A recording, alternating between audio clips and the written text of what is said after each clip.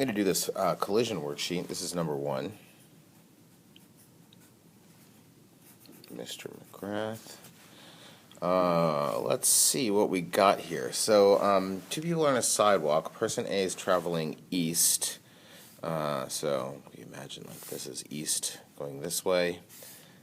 They're starting here, and they're going at a constant speed. So, if we just wanted to make a sketch, like motion map kind of sketch. Sorry about that. They're testing the fire alarms today. That might happen a couple times. So if we made a motion map of this first person A, it might look like that. And as soon as person A passes by person B, so like right at the start, let's say here, person B begins accelerating east. So they're accelerating, but they start from rest. Person B is initially at rest. So that means person B is going to have little arrows that get further and further apart. So at some point, as person B gets faster, person B is going to catch up to person A. It's a little tricky to see in a motion map, like where that happens. You have to count, you have to pay attention to how many dots there are. And this motion map is just a sketch, so we wouldn't be able to tell from that anyway. But that's the basic idea. You have one person cruising along at a constant velocity, and the second person is like starting from rest and then getting faster. So they're going to catch up. Oh, that was terrible. That's one. So the first person is going at constant velocity. The second person starts from rest, but then gets faster and passes them. All right. So determine the position of each person at each 1 second time 0, 1, 2, and etc. And fill in the table below. Show one sample calculation for each person. All right. Well, how would we do this? So person A is going at a constant velocity. And that means that we can find their position by just doing displacement, there it is again, is equal to velocity times time. And just so I don't accidentally confuse this, well, actually, that's probably fine like this. I was going to say I don't want to mix this up with like an initial velocity, final velocity, because person A has a constant velocity, and it's 2 meters per second. So the displacement of person A is 2 meters per second times time. So if I just plug all these different times in here, and that tells me where person A is. And it's a pretty easy pattern to see what's going on. If the person's going 2 meters every second, then their position here, I'm just going to put meters so I don't have to write it next to every one of these. Their position here is 0 because they haven't started yet. And after 1 second, well, for every 1 second that goes by, they go 2 meters. And then if they go 2 more, and then 2 more, so I mean, this is what constant velocity does, right? You keep getting the same amount of distance in the same amount of time. So that's not hard to do that. All right. Now how about person B? Person B has a constant there we go, acceleration. So what are the equations here? Well, these are the kinematics equations that I can use when you have constant acceleration. Which one is the one that tells me what displacement is as a function of time? That's this one.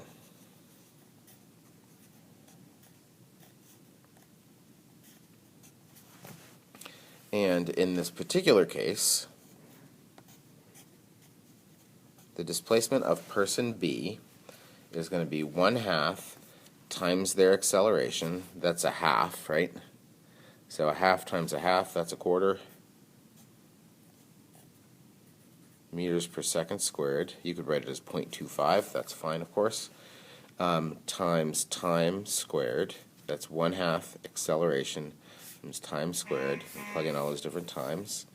Plus, and their initial velocity is 0. They're starting from rest. So the whole VIT term just goes away. So it's just this. Okay? And if you're thinking ahead about what this might look like, we're going to make a graph here of position versus time for each one of these people, person A and B. This is going to be a straight line, and this is going to be a parabola, right? And that makes sense thinking about what's going on here, because that steady increase in the position of person A with a constant velocity compared to that constantly increasing position where the rate of increasing is increasing. In other words, they have acceleration.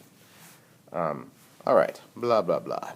So I just got this from using that kinematics equation. Let's see. So the position of person B, if I plug 0 in here, I get 0. If I plug 1 in here, I get a quarter. These are also in meters. If I plug 2 in here, 2 squared, that gives me 1. Excuse me. If I plug 3 in here, that's 9 over 4. You could do this with a calculator. You know how to do this in the with the table? Just in case you don't know how to do this, I'm going to show you. So if you went to y equals, I'm going to make a table that has both. So the person A is just 2 times t, but the calculator's going to make it an x. And then person B, 1/4 times x squared. And then I'm going to hit table, but I want to do table set first, just to make sure it looks how I want it to look. So I'm going to go table set. I want the table to start at 0. I'm telling it what values here I want it to use. And this little delta, that's a little triangle, just like our delta x. Delta table, that tells it what you want it to go up by. And I do, in fact, want it to just go up by 1s, but you could make it go up by 2s or whatever. And I wanted to do this automatically. Ask is where you get to enter the things in the table, and it will fill it out after you enter your x values. All right, that should do it. So here's my table here, and you can see the 0, 2, 4, 6, 8, 10, 12. That's all these. And then in the next one over, it's doing all that math for me. So you could, it's not hard to just crank this out. There's not that many of them, but it's a nice little trick to know how to do. So let's see, it's a 9, then 12.25, and 16, 20.25, and 25. And that's as far as we got there.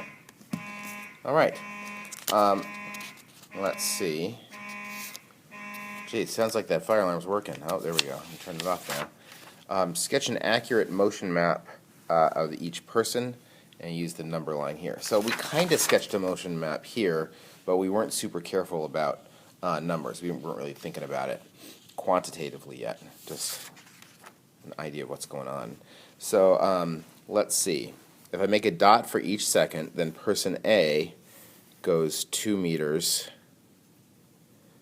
every second. So this is like time 0, and this is time 1, and then every tick they just go forward by 2 meters. Try to make those in a straight line. Doing my best here.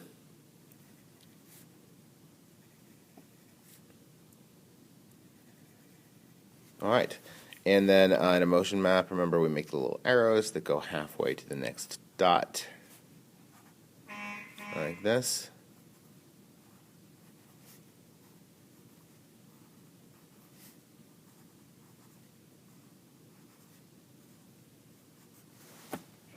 All right, so that's, I'm just going to put the times above those. It's kind of important to do that because, well, you'll see in a minute. Or a second, or a few seconds. Now B, I've got my table here. So at time 0, they're at 0. At time 1, they're at 0.25.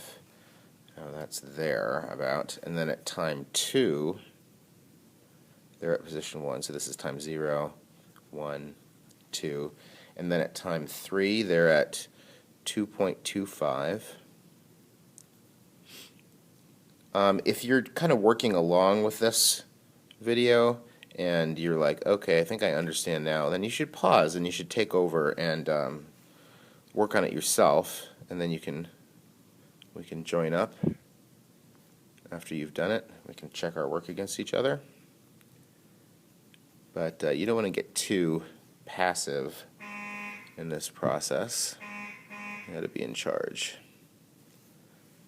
That's 12.25, and then 16, and then 20.25. And then the last one is at 25, which would be about there. All right, so this was 4, 5, 6, 7, 8, 9, and 10. I'm not going to try to squeeze an arrow into that tiny little spot there. It's a little too teeny weeny, I think, to get in there. We don't want to make the drawings any messier than they need to be. All right. Now, why do you think I was making that point about the writing the numbers above the dots? Well, you could look at these two dots for example, and say, oh, look, it's at the same place. See, right? They're both at 4, but it's not at the same time. So this is only the second. This person, person A, got to this spot, and that's the 4-meter spot. They got there in 2 seconds. It took person B 4 seconds to get there. So they are not at the same place. So you have to line up the times. You have to understand which dot is at which time to understand. If you're looking here, for example, which one of them is ahead. Well, person A rather, was here at 3 seconds, and it took person B 5 seconds to get here. So you can see from the table, maybe you spotted it here at time 8. That's when they have the same position. And then you can also see here in our motion map at time 8. That's where they have the same position at 16. And we should be able to see that here too. So this is just another representation of same thing. So for person A, they start at 0, and for every 1 second, they go forward by 2 meters. You might want to say up 2 meters, but they're not going up, they're going this way, right? This is just laid out on this axis. The fact that this is increasing, it means that their position is increasing, but their position is increasing as they travel to the east, right? Increasing in the positive x direction, also known as east in this problem.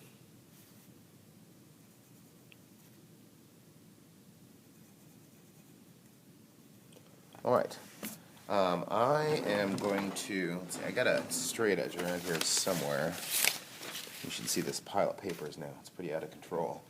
Let me see if I can get a straight edge somewhere around here. Oh, there's one.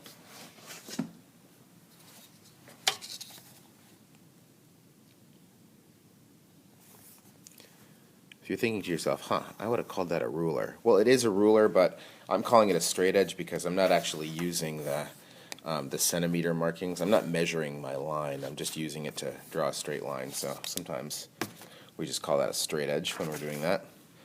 All right, that's person A. Little A there. And person B, at time 0, they're at 0. At time 1, they're at 0.25. That's way down there. Hard to really get that accurately. At time 2, they're at 1. At time 3, they're at 2.25. At time 4, they're at position 4. You can see that start to bend upward. At time 5, they're at position 6.25. At time 6, they're at position 9. You can see them closing that gap, right? This is, you could look at this vertical distance. That's how far behind they are. And you can see them closing the gap there.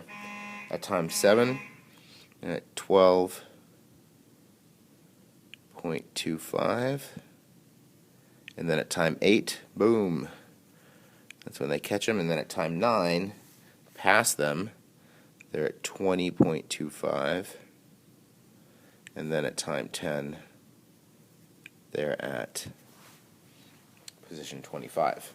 Okay, so my straight edge isn't going to help me here. This is a curve, so I will do my very best to make it nice and smooth, and that's person B. All right, cool. So there's 3 different ways that we can represent that, and really 4 different ways, because these equations are also a representation of that motion. All right. From the position time graph, determine where and when person B catches up to person A. We've actually determined that from all of them, so we know now that the time where B catches A is at 8 seconds, and the place or the position is 16 meters. And then use an algebraic method. What does that mean? Well, I got 2 equations here. For person A, I'm going to write these equations down now because I'm going to do algebra with them. I'm going to write them down without the units. I'm going to write down like the simplest version that I can.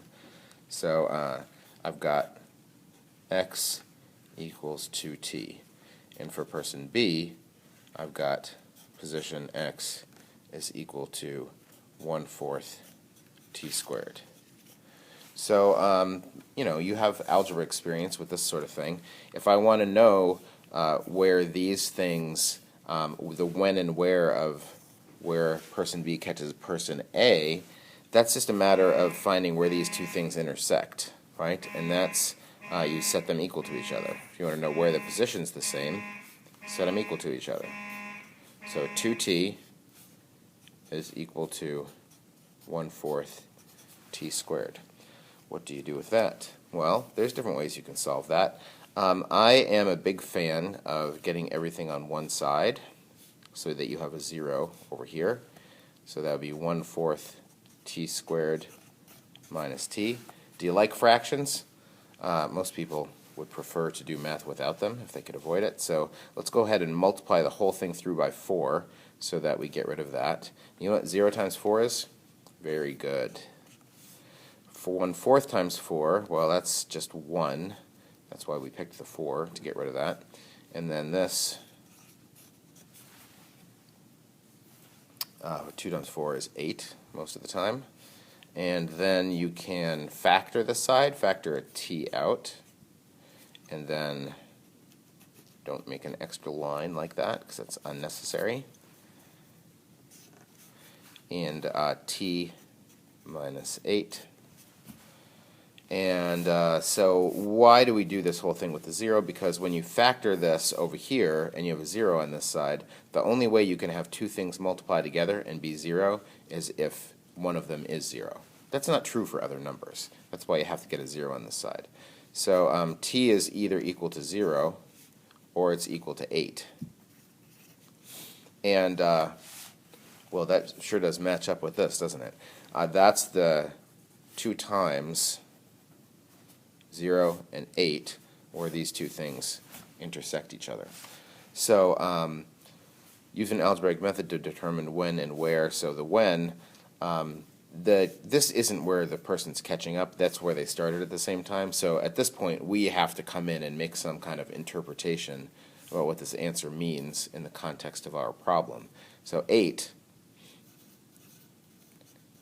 seconds is the time. And then if you're doing it algebraically like this, how would you figure out where? Well, once you have the 8 seconds, you can plug that time in here, or you can plug it in here. It doesn't matter which one you plug it into, because this is where they intersect. It's where they have the same position. So we can plug the 8 in here. What's 2 times 8? That's 16 meters. And just to check, plug the 8 in here. 8 squared is 64, divided by 4 is 16. Boom. All right. So here's another one. If that all made sense to you, then you can try this one. Now you can do as much of all that stuff as you want. If the only thing I'm interested in is finding the answer, I would probably opt to do this by algebra. But because we're just getting started here, I'm going to go ahead and do the table also. So here's my times. Here's the position of, I'm going to call that the car. And then here's the position of the skateboarder. 0, 1, well, let's see. Maybe I go by 2's. I don't know how far I'm going to have to go before they intersect, so I'm just going to play it safe here. I don't know if I really want to go all the way by 1's. I've done this before, this problem, and trying to remember. I think the answer is it's not super early in the times here. So let's see. A car is driving downhill at a constant speed. Okay, so the car is going at a constant speed. The instant the car passes a skateboarder, so here's the hill they're going down. Here's the car, and here's the skateboarder.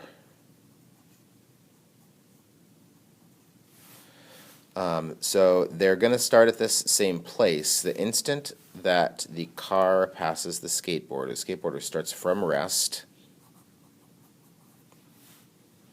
and is accelerating down the hill. And the car just has a constant velocity of 4.5 meters per second. So that means that the position of the car is just going to be its constant velocity times time, just like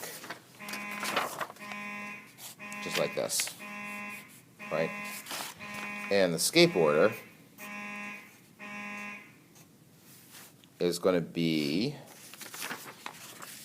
the 1/2 AT squared plus VIT.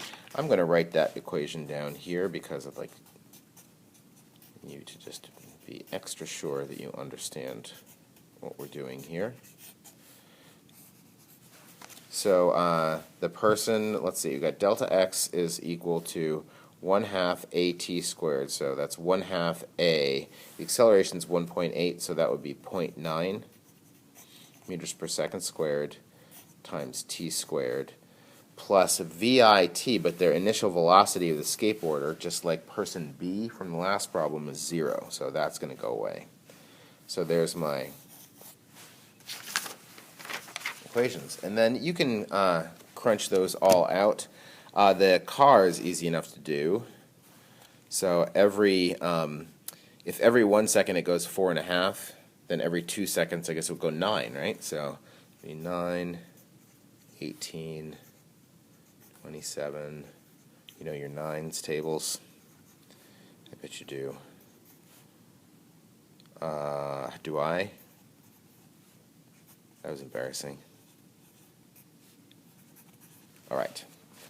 So this, on the other hand, I don't know if I want to do that by hand. So maybe I'll just go back to my table here and change this up. So 4.5x if I wanted to see those. And then this is 0.9. Oh, that was a fast one. And then, oh, I didn't really want to see the graph. I could do the graph, but maybe we'll look at that in a second. So what I wanted to see was the table. And oh, also I'm going to go back to table set because I did by 2's here. Here, delta table, I can make my table also just go up by 2's. And then I don't have to skip the entries, I can just write all the stuff down. Alright, so copying down these, I got 0, 3.6, 14.4, 32.4, 57.6, 90. All right, so I guess I was totally wrong about the when the skateboarder catches the car. It looks like that happens somewhere in between 4 and 5, right? Because here the car is ahead of the skateboarder. The car is at 18 and the dude is at 14.4. And here the car is at 27 and the skateboarder doesn't have to be a dude, right? Could be a gal on a skateboard. Right here, the skateboarder's ahead. So somewhere between 4 and 6, that's where it happens. You want to know exactly where it happens? I'm going to go ahead and do it algebraically. So I'm going to set those equal to each other. So 4.5 t is equal to 0.9 t squared. And how you want to deal with the 0.9 thing and the algebra here? Well, that's up to you, I guess, how you want to do that. You could, let me just not skip this step.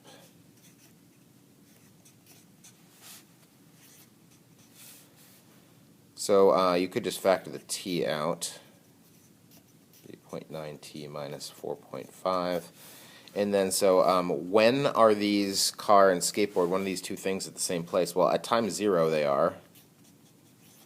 And then the other one would be when this is equal to 0. So 0.9t minus 4.5 equals 0.